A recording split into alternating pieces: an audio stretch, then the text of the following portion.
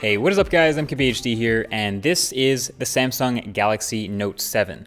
It came out a couple weeks ago, but this is everything you need to know about the phone that I've used as my daily driver since it dropped. So new points for the Galaxy Note 7 are the design refresh, some camera improvements, a bunch of new software features, and explosions. Well, let's cover all of that. So the new design is something of a mix between the Galaxy S7 Edge and the Note 5. So plenty of glass on the front and the back, symmetrical on the sides from front to back, and curved enough on both edges that it has what's called a dual edge display. So the glass just kind of sort of melts over onto the sides of the phone to the metal rails. And it's built extremely well. Honestly, between this and the Galaxy S7 Edge, Samsung seems to be on top of the build quality game as far as smartphones go right now. Turns out to not be that slippery thanks to the metal rails on the side where your fingers rest. You can still drop a dbrand skin on the back to show less fingerprints or add a bit more grip on the back. I'll leave a link to them below. But yeah, I'm overall pretty happy with the build and the finish on the Note 7. And the all black is definitely my favorite look. There is a new blue coral color, and it kind of looks pretty neat too. A lot of people like it, but I'm a fan of the all black look on pretty much any smartphone. So the only problem I found with the dual edge display is actually sometimes when I'm holding it, I don't realize that like part of my hand is actually still touching the display. So it seems like it's unresponsive at first, but it's just because I'm holding it wrong. So that's my bad, but it's just in the way you hold it. As far as what's inside the Note 7, it's pretty much using the highest end parts available. So Snapdragon 820, 4 gigabytes of RAM, and up front, still an incredible Quad HD Super AMOLED display. And let me just say, this is still what Samsung is doing best in the business right now. Other phones are getting better technology in their displays, and there are some other great looking smartphone displays right now, but none of them match this, in my opinion. The vividness, in the brightness, in the sharpness and color, it just looks great. It's one of those phones where I would never have to worry about being able to see it, even outdoors, even when it's like sunny in the car in a bright area. When brightness goes all the way up on auto brightness in a well-lit area, it really pushes the brightness. So I can always see the screen even when I'm navigating or something like that. It's awesome. So this is hands down the best display in a smartphone. And another thing that's best in class on the Note 7 is the camera. So it's brought up from the Galaxy S7 and S7 Edge. It's actually the exact same camera from those phones. So the 12 megapixel sensor and f1.7 aperture with optical image stabilization, all of that's come up. And when it first came out, I would say it's absolutely the best camera in any smartphone. Now, iPhone 7's come out since then, and it gets pretty close. It has some other novel features that make it unique, but still, as an all-around camera, this is a huge selling point. I have a ton more photos from this camera since I've gotten it, and it's kind of because it's one of those cameras that encourages me to take a lot of photos. Autofocus and actually opening the camera app and snapping a photo are super quick, so it just feels easy to take lots of photos and take lots of great photos. And this is basically a continuation from how good it was in the Galaxy S7, as you can see. Great colors, great dynamic range for a smartphone camera, and excellent sharpness and detail, not too overdone or overprocessed like Samsung cameras used to be. And just a bigger phone overall actually kind of makes it a bigger handle to take a photo or video with. So who knows, that might even help with stabilization. So the photos and 4K videos you get out of this phone without even any editing or touch-ups, which you can do in a RAW mode, continue to be really impressive. Now, a big part of what's made the Note series, especially from the beginning when it first came out, a very popular phone with power users like me is not only the fact that it was always like a really big phone, but it's just always had like all of the latest, all of the best features that Samsung's had to offer. It's packed to the gills with features. It's got the S Pen stylus. It's got multitasking with multiple apps available at the same time.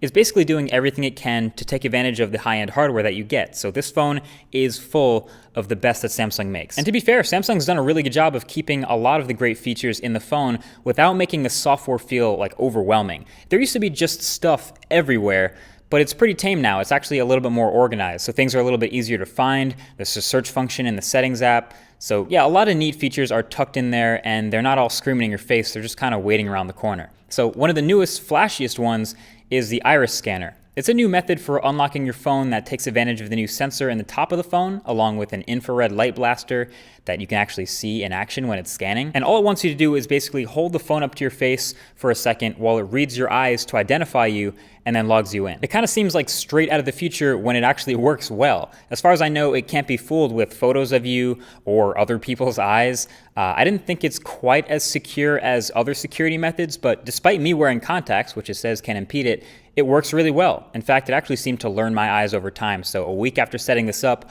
iris scanning was really fast. I still prefer a fingerprint reader though. Of course, there are other things like the S Pen features that evolve from year to year with the Note. I may not use this thing much, but when I do, it's kind of nice. So the pen itself is now much more sensitive to different levels of pressure. The tip is smaller, so it feels like writing with an actual pen instead of like a marker.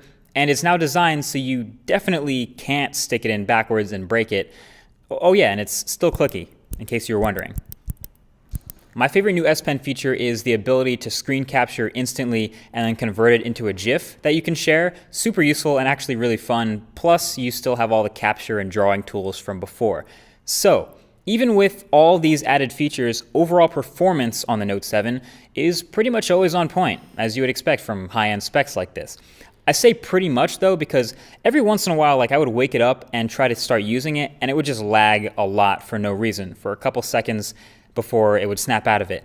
I don't really know why it still does this. It's gotten a few software updates to possibly fix it, but it still does this sometimes, so I gotta mention it. But anyway, when it's not doing that, it's handling everyday use like a beast. It's super smooth and snappy.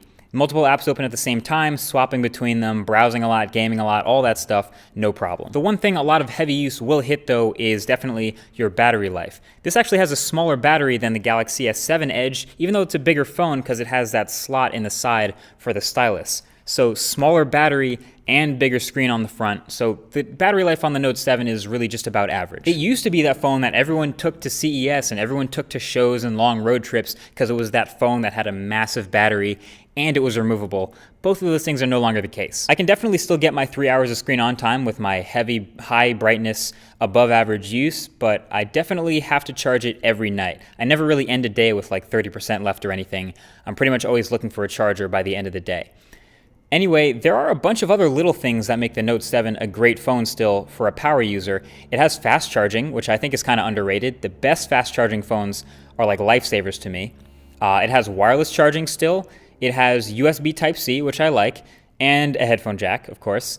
And there's expandable storage as well via microSD. And the whole phone is also now water resistant. It's IP67 certified. So this is the first year that the Galaxy Note gets this extra durability, and that's really awesome to see. I feel like people don't really appreciate how difficult it is to water seal a phone from the inside without affecting the outside. Like, we've seen water-resistant phones before, that's not new, but they all look like water-resistant phones, whether they have like a flap or something weird that just doesn't look that good.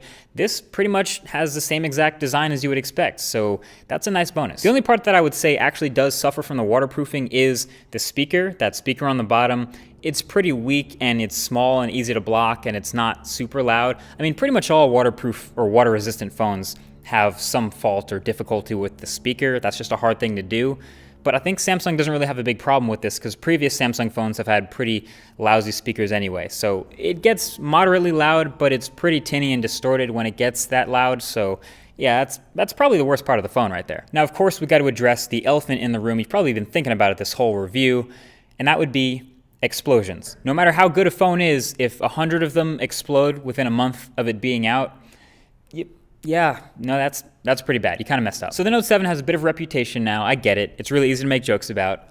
But the main issue was with the battery overheating while charging, especially in like hot environments like a car outside or while using third-party chargers while the batteries would actually swell up to the point where some of them would literally explode. So what Samsung did was offer a full voluntary recall, which was kind of rocky. You probably know about the way carriers work in the United States, but they kind of did what they can.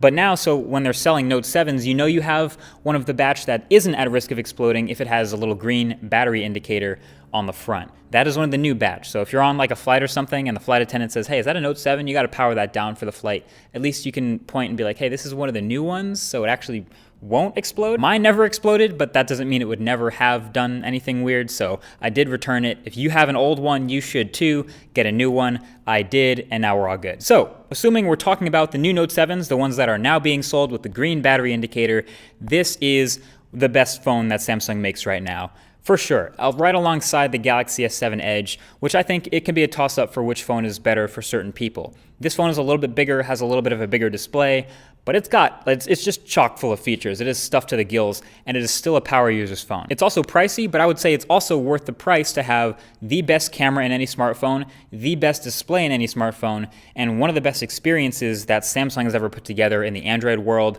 Overall, could recommend this phone. Again, get the new one, get the green battery, and you're set.